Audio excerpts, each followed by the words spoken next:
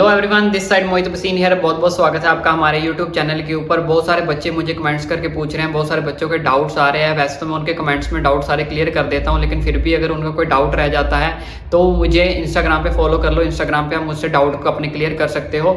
Otherwise मैंने आपको बोला कि मैं एक लाइव सेशन भी जल्दी ही रखने वाला हूँ चैनल पर। जल्दी 4K सब्सक्राइब करवा दो। जैसे आप चैनल पर 4K सब्सक्राइब करवा दोगे, मैं आपके लिए एक लाइव सेशन फिर से रखूँगा जिसमें आप ओपनली अपने डाउट्स जो आप पूछ सकते हो। लेकिन कुछ डाउट्स ऐसे हैं जो मुझे कॉन्टिन्यूसली जो है बच्चों के आ रहे हैं, तो उसमें से कुछ डाउट्स जो मैंने निकाले हैं वो आज इस वीडियो के अंदर मैं आपके साथ क्लियर करने वाला हूं। मैक्सिमम बच्चों का ये डाउट है। सबसे पहला जो डाउट उनका पूछा जा रहा है कि सर काउंसलिंग की जो डेट है वो कब आएगी, कब से हमारी जो काउंसलिंग है वो स्टार्ट होगी।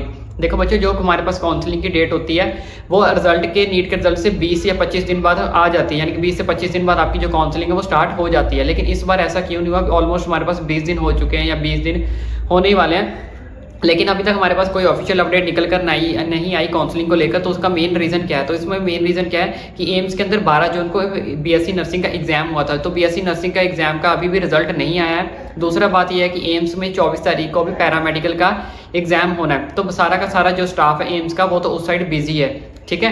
24 तारीख के एग्जाम में बिजी है, तो उसके बाद बीएससी नर्सिंग और पैरामेडिकल का रिजल्ट आएगा। तो जहाँ तक हमारे पास अपडेट निकल कर आई है कि जो काउंसलिंग है वो लास्ट में, जून के लास्ट में या जुलाई के फर्स्ट वीक में आपके होने के चांसेस है। मैक्सिमम जो चांसेस है वो जुलाई के फर्स्ट वीक में है कि जुलाई के फर्स्ट वीक में जो आपकी काउंसलिंग है वो स्टार्ट हो जाएगी, ठीक है। तो ये थी हमारे पास पहली अपडेट जो निकल कर हमारे पास आई। और दूसरे बच्चों के जो कमेंट्स आ रहे हैं वो मैं दोबारा इस चीज़ के अंदर क्लियर करने वाला हूँ इस वीडियो के अंदर। देखो बच्चों, हमारे पास बहुत बच्चों के कमेंट्स आ रहे थे कि क्या मेरे इतने मार्क्स आ रहे हैं मैं काउंसलिंग कर सकता हूँ, मेरे इतने मार्क्स आ रहे हैं मैं काउंसलिंग कर सकता हूँ, मैं कौन सी काउंसलिंग करूँ, मैं स्टेट की करूँ या अपनी एआई की करूँ या मैं फिर दोनों कर सकता हूँ, ऑल इंडिया। पहले मैं आपको ये चीज़ क्लियर कर देता हूँ। जैसे हमारे पास जनरल कैटेगरी या ईडब्ल्यूएस कैटेगरी है, उसके बाद ओबीसी, एससी या एसटी, ये हमारे पास जो कैटेगरी के बच्चे हैं, ठीक है।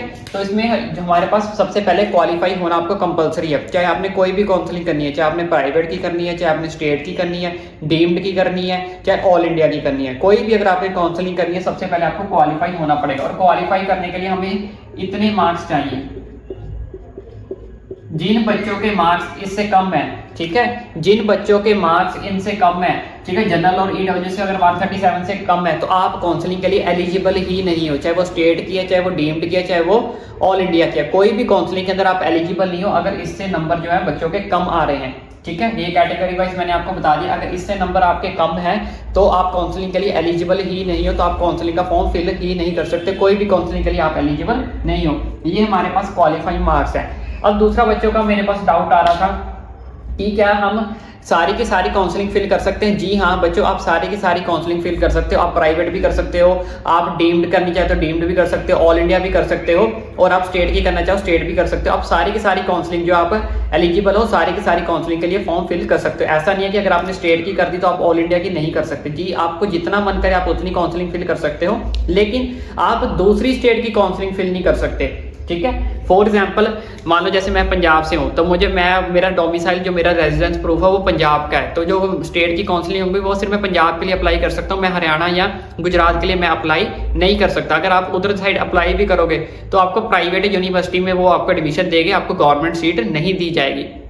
तो इस चीज़ को अपने माइंड में रखना कि अगर आपको दूसरी स्टेट में, पहली बात तो मैं यही सजेस्ट करूंगा कि आप अप्लाई ही मत करो, ठीक है। कई बार ऐसा होता है सिस्टम आपको रिजेक्ट भी कर सकता है, तो अगर आप करना चाहते भी हो, ठीक है, फिर ऑल इंडिया लेवल पे करो। ऑल इंडिया में तो यह है कि आपको कहीं पे भी सीट मिल जाए तो आपको वहाँ पे एलिजिबल हो जाओगे। लेकिन अगर स्टेट काउंसलिंग में अगर आप खुद की स्टेट काउंसलिंग कर रहे हो और भर किसी दूसरी स्टेट के रहे हो तो उसमें आप एलिजिबल नहीं होगे। या फिर आपके पास उधर का कोई ट्रांसफर या माइग्रेशन सर्टिफिकेट होना चाहिए अगर आप किसी दूसरी स्टेट के अंदर करना चाहते हो। अगर आपके पास टीसी है या कोई माइग्रेशन सर्टिफिकेट है कि मैं भाई पंजाब में रहता हूँ लेकिन मैं बिलोंग उत्तर प्रदेश से करता हूँ, तो उत्तर प्रदेश का आपके पास कोई डोमिसाइल होना चाहिए, रेजिडेंस प्रूफ होना चाहिए, तब आप दूसरी स्टेट के लिए अप्लाई कर सकते हो। अदरवाइज आपको अपनी स्टेट के लिए ही अप्लाई करना पड़ेगा। तो अब बहुत सारे बच्चों का जो मुझे थर्ड डाउट आ रहा है, थर्ड कमेंट आता है, वो ये आता है कि क्या सर हमें काउंसलिंग करनी चाहिए। देखो बच्चों, मैं आपको ऑलरेडी बता चुका हूँ कि अगर आप काउंसलिंग के लिए एलिजिबल हो, अगर आपके मार्क्स इनसे ऊपर हैं, चाहे आपके 138 नंबर ही क्यों नहीं है, चाहे आपके यहाँ पे 138 मार्क्स ही क्यों नहीं है, तो आप ये मत सोचो कि मुझे गवर्नमेंट सीट नहीं मिलेगी। अगर जहाँ पे आपके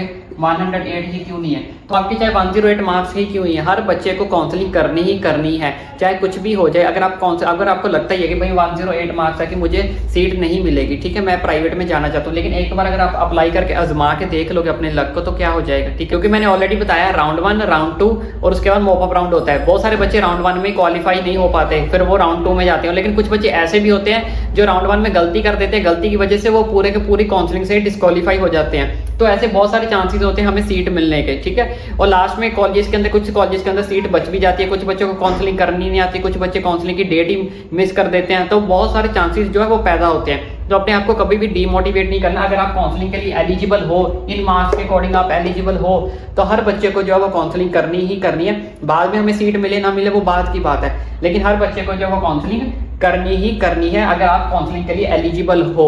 और साथ ही अब मैं आपको ये भी क्लियर कर देता हूँ कि हमारे पास जो काउंसलिंग होती है वो कितने टाइप की होती है। हमारे पास जो काउंसलिंग होती है वो 3 टाइप्स की होती है। पहली हमारे पास होती है एमसीसी। एमसीसी हमारे पास ऑल इंडिया लेवल की होती है, यानी कि जिसको हम बोलते हैं ऑल इंडिया लेवल पे अगर आपको लेनी है, सीट लेनी है, वो होती है। उसके बाद हमारे पास स्टेट काउंसलिंग होती है, ठीक है, स्टेट लेवल पे अगर आपको जो काउंसलिंग करवानी। तीसरे नंबर पे हमारे पास होती है आयुष काउंसलिंग। आयुष के बारे में मैं आपको बता चुका हूँ, ठीक है। एमसीसी के ऊपर आपको जल्दी वीडियो मिल जाएगी, तो चैनल को सब्सक्राइब कर लो, ठीक है। एक मुझे बहुत सारे बच्चों से कंप्लेंट भी है, मैं आपको एक स्क्रीनशॉट शो करता हूँ। देखो आपके स्क्रीन के ऊपर एक स्क्रीनशॉट शो हो रहा, जिसमें देखो साफ साफ लिखा है कि वीडियो देखने के बाद सिर्फ 10% लोग ही ऐसे हैं जो चैनल को सब्सक्राइब करते हैं, और 90% लोग जो ऐसे हैं वो चैनल को सब्सक्राइब नहीं करते, वीडियो देखते हैं और स्किप करके चले जाते हैं। चैनल को सब्सक्राइब कर दिया करो, आपके एक सब्सक्राइब करने से कुछ नहीं होगा, लेकिन जब आप हमें सब्सक्राइब हमें मिलता है ना, तो हमें भी एक एक्स्ट्रा मोटिवेशन मिलती है कि इतना ज़्यादा डाटा हम अगर आपके लिए कलेक्ट करते हैं तो हमें मोटिवेशन मिलती है कि इसके अंदर कोई कमी ना रह जाए, ठीक है। मैं आपको ऐसे बोलता हूँ, साफ साफ कह देता हूँ, इसमें कोई दिक्कत वाली बात नहीं है। अगर आपको ये सारा डाटा लगता है कि गलत है या कोई इसमें अच्छी बात नहीं है, तो आप बेशक डिसलाइक कर सकते हो, चैनल को अनसब्सक्राइब करते हो। लेकिन अगर डाटा सारा का सारा आपके काम का है तो चैनल को जरूर सब्सक्राइब किया करो। जैसे जैसे आप चैनल को सब्सक्राइब करते हो हमें मोटिवेशन मिलती है कि हम बच्चों को तक ये डाटा पहुँचाएं, ये डाटा पहुँचाएं।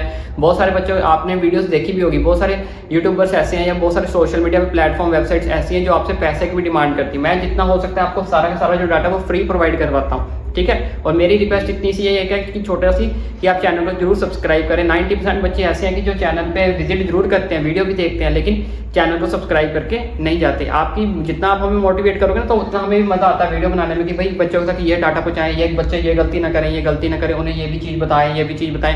लेकिन अगर आप सब्सक्राइब ही नहीं करते तो फिर हम भी डिमोटिवेट हो जाते हैं कि नहीं भाई, अगर बच्चे ही हमें रिस्पॉन्स नहीं दे रहे तो फिर उन तक इतनी सारी चीज़ें पहुँचाने का क्या बेनिफिट। इसलिए चैनल को सब्सक्राइब जरूर किया करो। और तो मैं आपको बात कर रहा था आयुष के बारे में। देखो बच्चों, मैंने आयुष के बारे में आपको डिटेल में सारा प्रोसेस समझा दिया था कि किन किन बातों का ध्यान आपको रखना है और किन किन बातों का ध्यान आपको नहीं रखना, ठीक है। मतलब कौन कौन सी बातें आपके लिए मोस्ट इंपॉर्टेंट है वो सारी अपने माइंड में रखना, वरना उससे आपको काउंसलिंग से डिस्क्वालीफाई भी हो सकते हो, सारी की सारी काउंसलिंग से, ठीक है। जल्दी आपको एमसीसी के ऊपर भी वीडियो मिल जाएगी, ऑल इंडिया में आपको जो काउंसलिंग है वो कैसे करनी है। बाकी मैंने चॉइस फिलिंग के ऊपर भी वीडियो बना दी थी, बहुत सारे बच्चों की डिमांड थी कि चॉइस फिलिंग कैसे करनी है, बेस्ट कॉलेज की प्रेफरेंस हम कैसे रख सकते हैं। अगर आपने वो वीडियो नहीं देखी है, वो वीडियो हर बच्चे के लिए इंपॉर्टेंट है। आपने किसी भी कोर्स के अंदर एडमिशन लेनी है, चॉइस फिलिंग वाली वीडियो देखे बिना कोई भी कॉलेज की प्रेफरेंस लिस्ट मत बनाना। मैं आपको इस पहले से वार्न कर रहा हूँ, वो वीडियो देखे बिना कोई भी प्रेफरेंस लिस्ट मत बनाना। उसकी वीडियो का जो लिंक है आपको लास्ट में मिल जाएगा, अदरवाइज मैं आपको नीचे कमेंट बॉक्स में भी पिन कर दूंगा, वरना लास्ट में तो आपको मिल ही जाएगा। वो वीडियो पहले देखना, फिर उस हिसाब से अपना दिमाग लगाना, चलाना, फिर भी कोई डाउट रह जाए तो पूछ लेना, उस हिसाब से ही अपनी प्रेफरेंस लिस्ट बनाना। तो ये सारे के डाउट्स जो थे मुझे बच्चों के आ रहे थे। इसके अलावा भी अगर आपको कोई मेजर डाउट, ये 3-4 मेजर डाउट काफ़ी बच्चे मुझे पूछ रहे थे कि सर ऐसा कैसे होगा, ऐसे होगा या ऐसे होगा, ठीक है। वो सारे मेजर डाउट्स मैंने अभी आपके साथ क्लियर कर दिया। बाकी मैंने आपको बोल दिया है कि अगर आपको कोई डाउट पेंडिंग रहता है तो आप कमेंट कर लो, फिर भी अगर आपको कोई डाउट रह जाता है तो मैंने आपको बोल दिया कि 4K जल्दी सब्सक्राइब करवा दो। और चैनल पे हम एक लाइव सेशन रखते हैं, उस लाइव सेशन के अंदर आपके सारे के सारे जो कमेंट्स हैं मैं आपको फेस टू फेस जो आपके लाइव आके आपको रिप्लाई दे दूंगा। अगर वीडियो अच्छी लगी है तो चैनल को सब्सक्राइब अब जरूर करें।